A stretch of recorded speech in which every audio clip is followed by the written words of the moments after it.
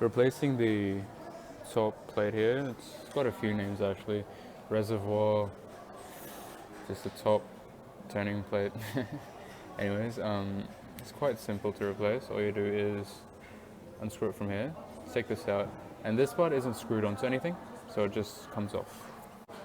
So yeah, that's what it looks on the below. It's a bit dusty.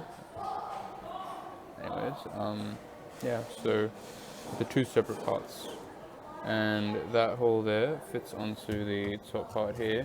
And need to find it. There we go.